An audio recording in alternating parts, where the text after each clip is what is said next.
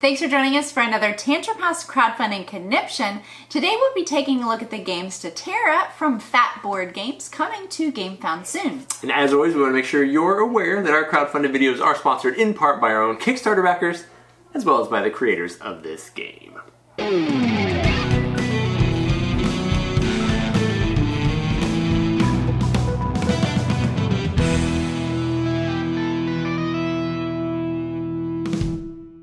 Hey gang, and thanks for joining us at Tantrum House Studio 3. I'm Will Meadows. And I'm Sara Meadows, and today we're looking at the game Statera. This is a 1 to 4 player asymmetric strategy game from designers Tomas Chaldek and Philip Krakmar, and features art from Jana Kilanova. Today we're going to be looking at a prototype copy of the game, and we're not going to actually be sharing any opinions in this video, but we want to give you an idea of how the game plays and what it looks like out on the table, so that you can make an informed decision when it comes to becoming a backer. Let's jump in. The game features 4 different types of characters: the fauna, champas, dragons, and Farron, and each race has its own unique abilities, decks of cards, and different sized meeples. The prototype version that we played with featured 3 different double-sided boards that could be arranged in a number of different variations, creating several different unique layouts for your world. A unique component in the game is the giant scales forged by the ancient righteous gods in order to bring balance and peace. Now, most of the campaigns in the game are going to have players sacrificing their meeples to the scales in order to tip the balance in one direction or the other in hopes of achieving a specific type of balance by the end of a certain number of rounds in the game.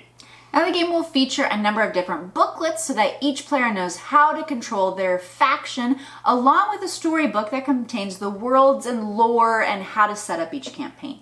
And the story guidebook will tell you where your meeples go, what special abilities they have, and what each faction's goals are for the game.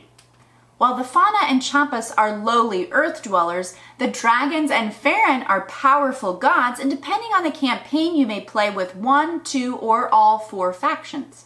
Typically, each player will have a set number of actions they can perform on their turn, doing things like building buildings or temples, moving meeples, converting believers, playing action cards, or going to battle.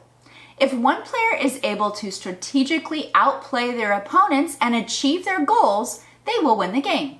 Statera is not quite an open sandbox type of game, but it does present a world full of lore and lots of flexible components, and similar to games like Root, the learning curve is probably a little steeper to start off with, but then the replayability is going to be much higher because not only do you have the different factions that you can play with in the game, you also have the freedom to play some very different types of games inside this little universe.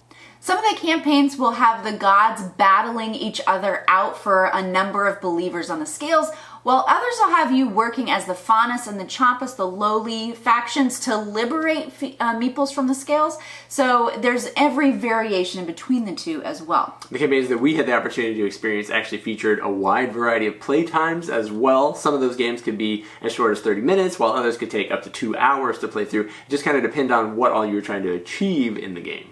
Yep, one of the things about them is the meeples in the game, they're actually weighted differently, so they're not equal weights depending on the different factions that you play with.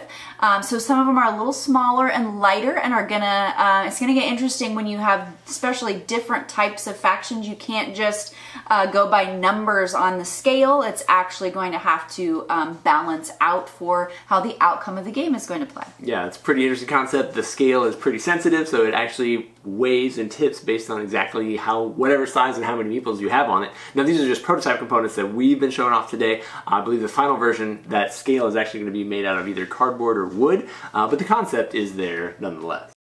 I'm also assuming the number of stories they include in the book will probably be based on stretch goals during the crowdfunding campaign. We actually received a scenario that I believe was created during a live stream, which is kind of cool. So there's that flexibility and potential for further world building both before and after the campaign is over. If you enjoy those open world types of games with lots of replayability and possibility for you to kind of expand and try different things in the game, and if this is the type of game that you're interested in, then you should definitely be sure to check out their Gamefound campaign.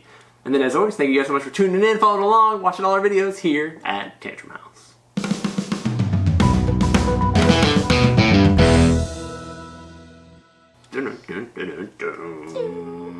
The skins are pretty slick. One more time. Dragon and Farron. and Farron. Rerun. F-E-R-R-U-A. Okay. And today we'll be looking about the game. Looking about it. We got it. Let's do it one more time just in case.